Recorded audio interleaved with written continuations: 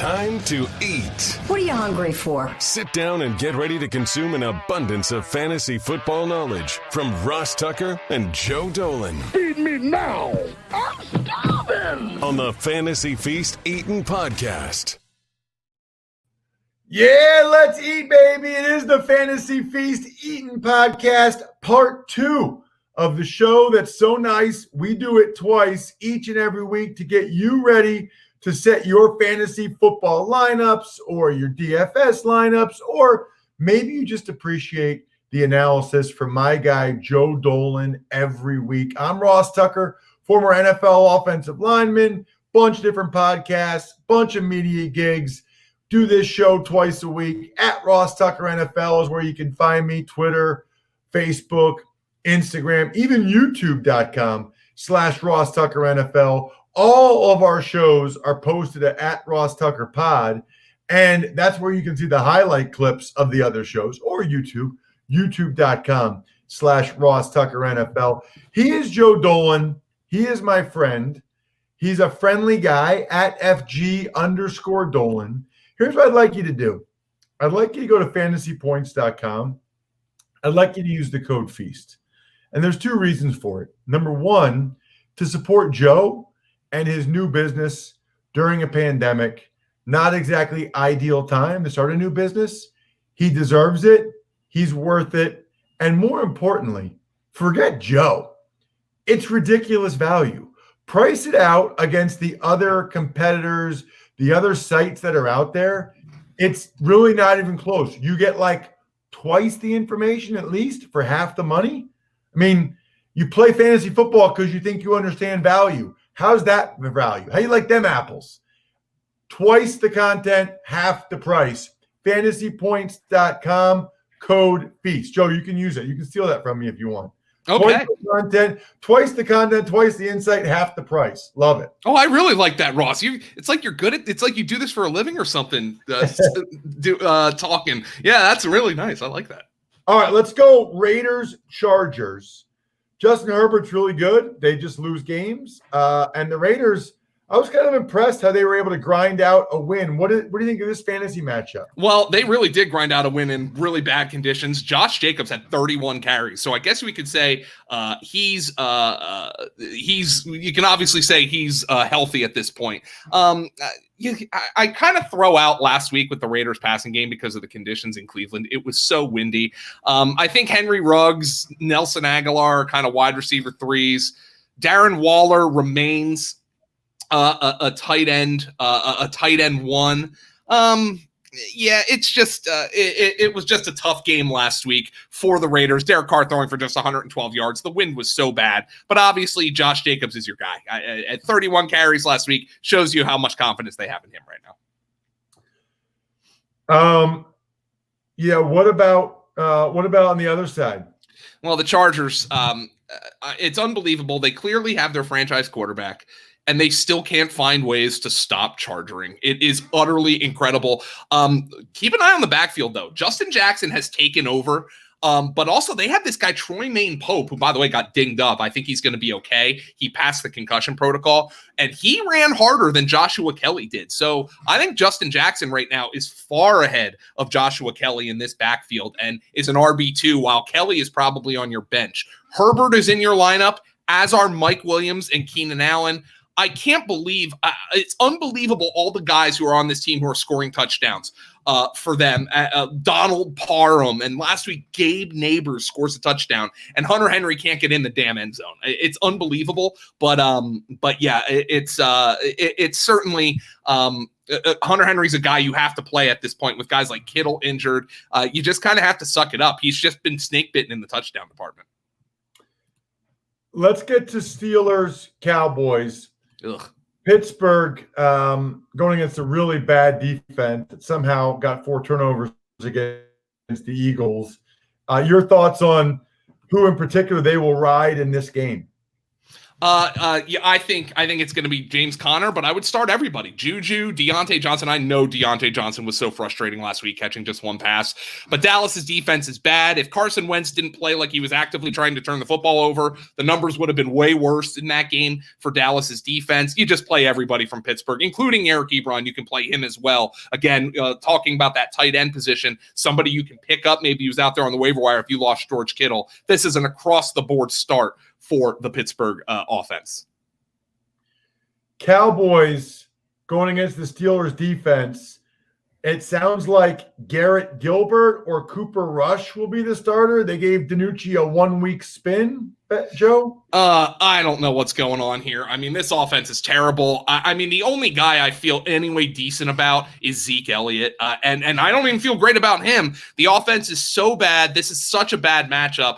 I'm relegating Cooper, Lamb, and Gallup all to wide receiver 3s at best. Wow, that's interesting. Okay. What about Miami and Arizona? Actually, before we get to Miami and Arizona, we know that times are not good for the Dallas Cowboys, Joe. We know that. Yes. I also know for some of you, and I'm being serious here, times are not good. And maybe you have a lot of credit card debt. No shame in that. It happens to the best of us.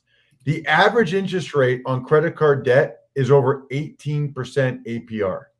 Have you looked at your interest rate lately? Here's the deal, okay? It's no sin to have credit card debt. It's a sin to continue paying that 18%. Refinance your high interest credit card balances and save with a credit card consolidation loan from Lightstream. Rates start at 5.95% APR with auto pay and excellent credit. The rate is fixed, so it will never go up from there over the life of the loan. $5,000 to $100,000.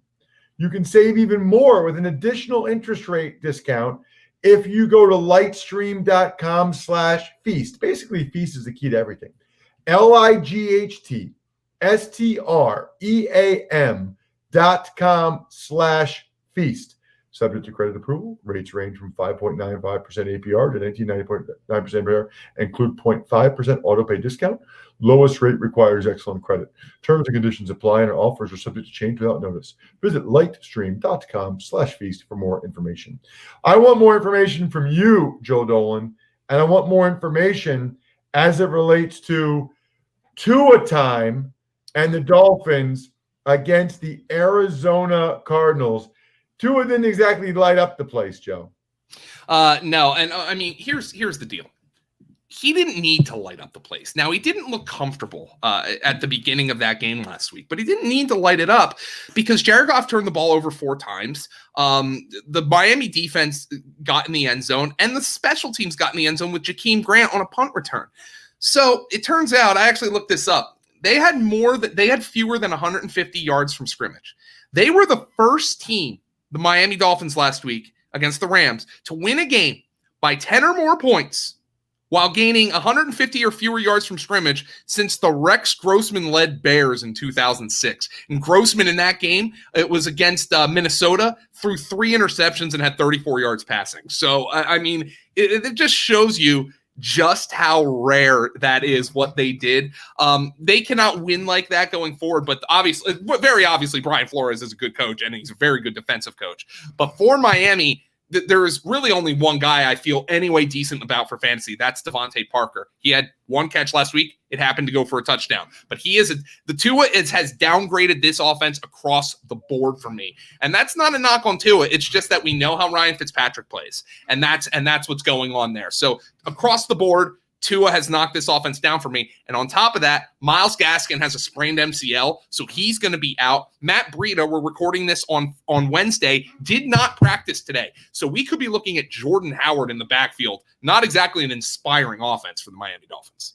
No, it's not. What about Arizona going into good Miami defense off the bye? Chase Edmonds, let's check Kenyon Drake's status. But Chase Edmonds would be an RB1 if Kenyon Drake doesn't go. And then also Kyler Murray, DeAndre Hopkins, Christian Kirk, play these guys each and every week at this point. They are cooking on offense. Kyler is the quarterback 1. The next game, Joe, is going to be our focus game for DraftKings purposes. It is the Saints. It is the Bucks. Now, I know the Bucks have a good defense, but it still feels like there's a bunch of guys that you might want to consider in your DFS lineup. I guess there's uncertainty. You'd have to tell me about how much we'll see Antonio Brown, how much we'll see Michael Thomas. Is he back? I mean, is there value for DraftKings DFS in some of these guys? I don't even know how Antonio Brown and Michael Thomas would be priced. Yeah, obviously, as a matter of fact, I can just look that up for you right now, Ross. I'm gonna take a look at the prices here for Antonio Brown and Michael Thomas while we talk about this game. But obviously, the Buccaneers defense is very strong, though. I was surprised how easily the Giants ran on them, given how amazing that run defense has been. So obviously, you're playing Alvin Kamara. Alvin Kamara is the number 1 overall fantasy player, so you're playing him. He's on track to break Christian McCaffrey's record for running back receptions in a season by 10 receptions. So that shows you how incredible he's been playing. Let's hold on. Let me get to. Well, while you're looking that up, I want to mention that right now the total at DraftKings is 51.5. That's the over/under, and the Bucks are still favored by 5 points. I took the Saints and the points on the Even Money podcast when they were getting 5.5. More people have been betting on the Saints. It's down to 5 now that the Buccaneers are favored. So not a crazy scoring game, but, they're thinking like 27-24, something in that range.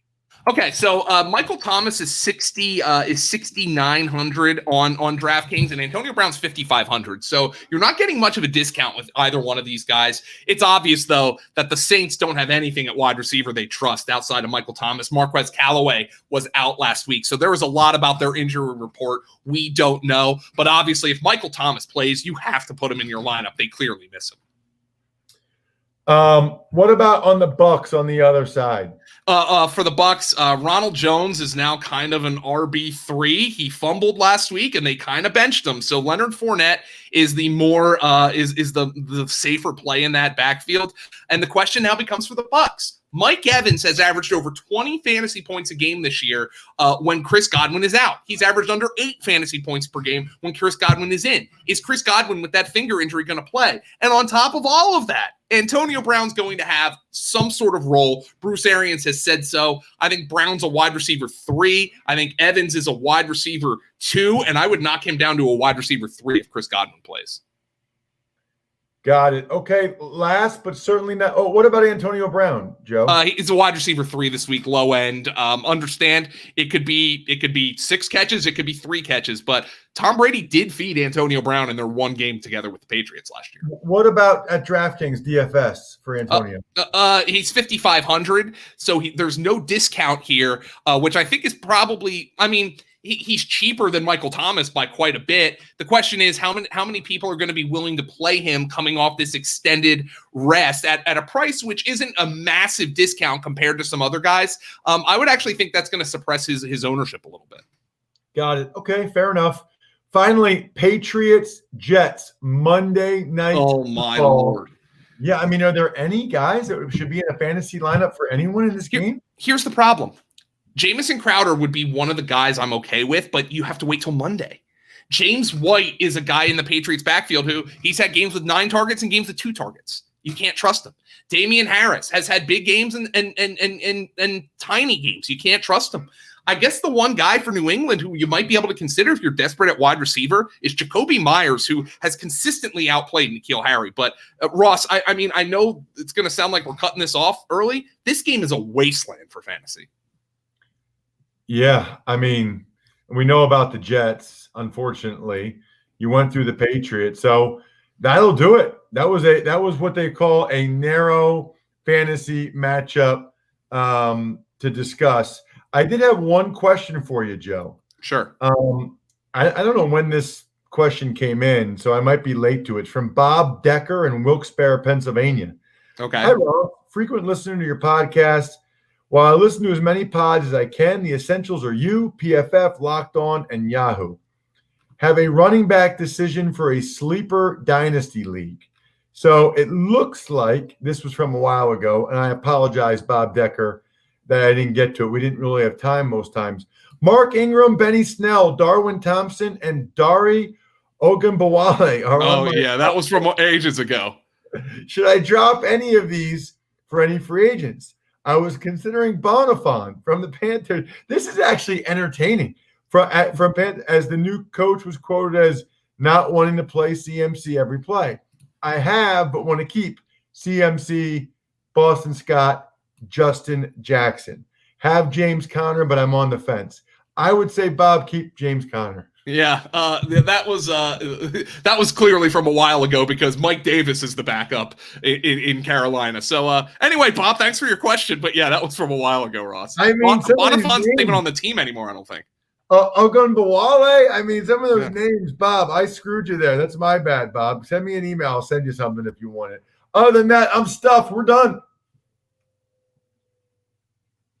Thanks for listening to the Fantasy Feast podcast. Make sure to also subscribe to the Ross Tucker Football Podcast, Even Money, Business of Sports, and the College Draft. All available at Apple Podcasts, rosstucker.com, or wherever podcasts can be found.